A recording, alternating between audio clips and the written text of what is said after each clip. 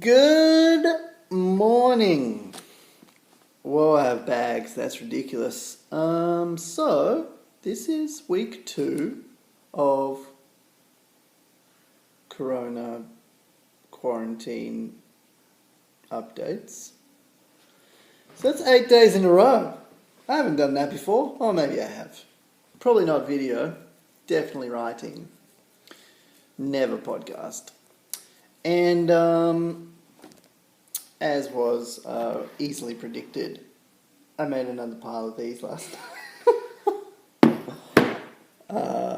So that's good. And this morning is my day off, so I just had one of my parties in Crusaders of the DSAVANT died, so I got frustrated, so I'm coming here to talk to you.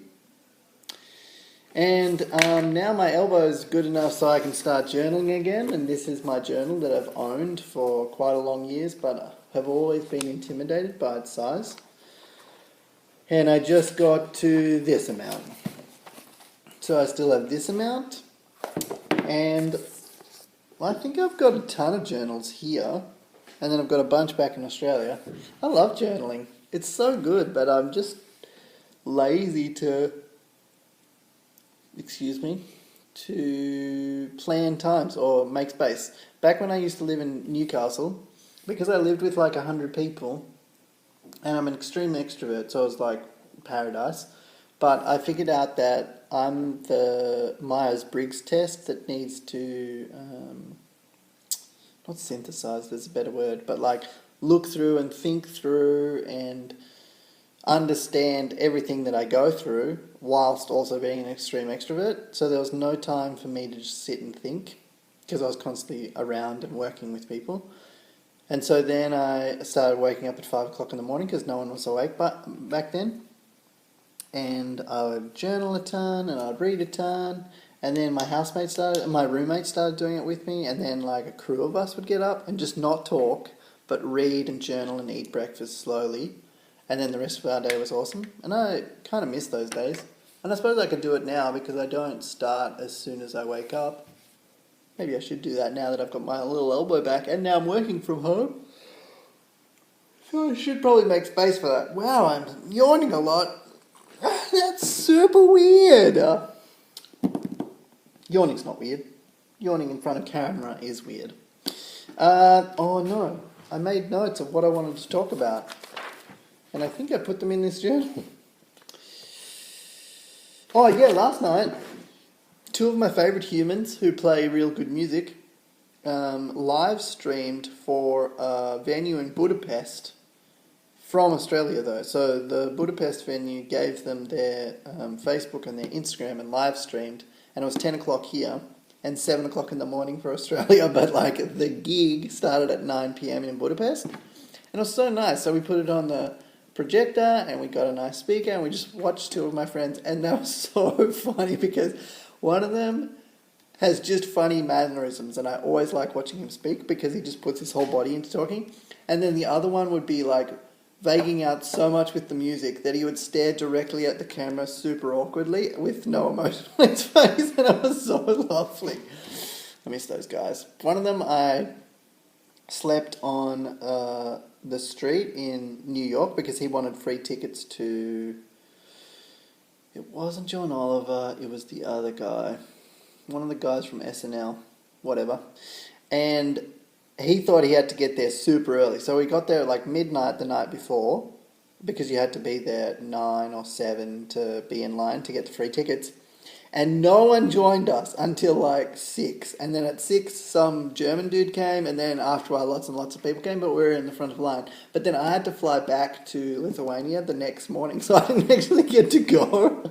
And he got free tickets. But I had to leave to go to the airport very soon after we woke up. But it was so fun. And it wasn't too cold. It was a good adventure. In fact, I've seen that guy a lot in weird places in the world. Like once he came to Norway when I was living there, and at the time there was, in Norway at the end of their school year, they hand out pictures of themselves or something, and it's called Rusekort or something, and for some reason they collect each other's cards. Stevie would just walk around to high school looking aged kids and be like, Rusicard, and he didn't know any Norwegian, so he would like start just like flipper flipper just to see if people would give it to him with his hand out, and he collected so many cards. He's so funny. And music is an interesting thing that I miss. I haven't played it heaps here in the sense that I like hardcore and I like solo acoustic folk. And I just haven't done that here much because there hasn't been much opportunity.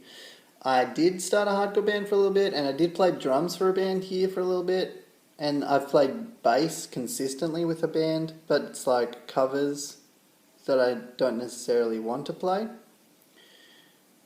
I just play, it's funny, I play a lot of, over my life I've played a lot of music with people I like, even though I don't like the music. It's just like, yeah, this music is alright, but I really like this band. Interesting. Maybe I just like people more than I like music, and it's hard to find people that'll play the hardcore music that I want to play. Like, I've found that people who listen to heavy music are either into metal, and I'm not so much into metal, or they're into hardcore, but they're into like straight up hardcore, which is just punk faster and louder. And I'm not so much into that. I like the perfect blend of both.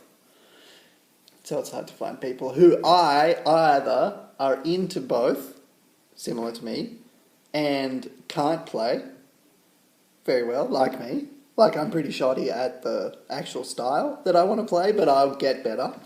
Or they're super good, but they're just not into it.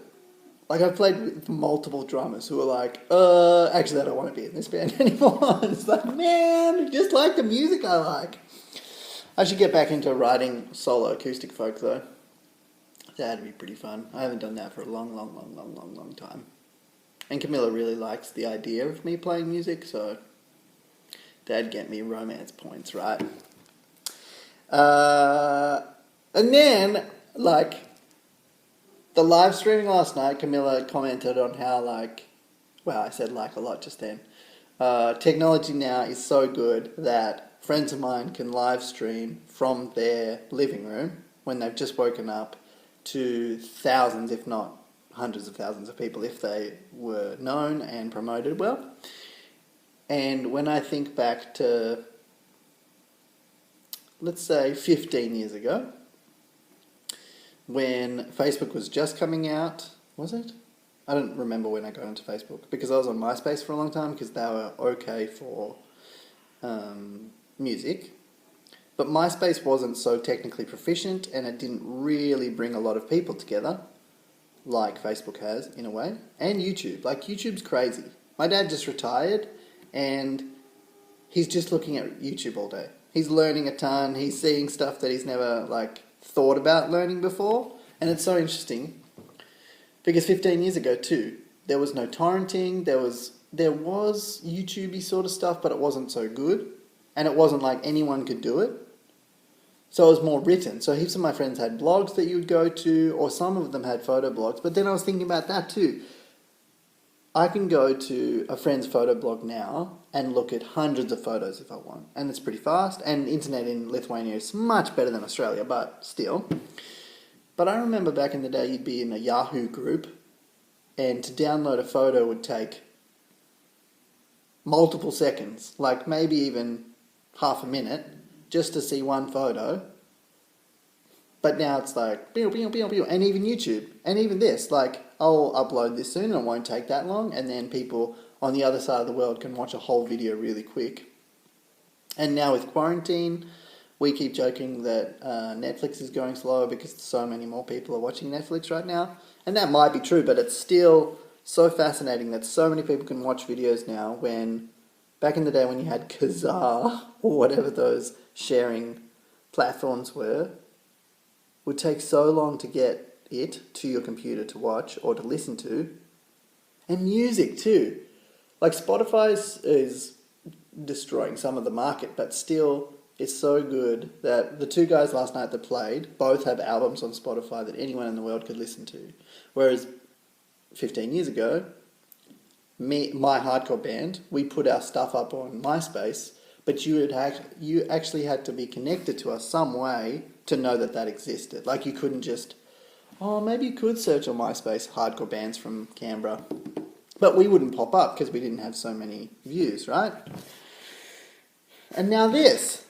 Like I have a whole computer in my pocket. Whereas my first computer when I was 5, 6, was a black and green computer that we played Frogger on, which was that game of getting a pixelated thing that was supposed to look like a frog across a street without getting run over by a car, or Zork, which was one of those text-based games of you're in a room and it's got white walls and it's got 2 doors. Which door do you want to go through? And you'd be like, go through the north door. And it was so fascinating because we'd never had that before.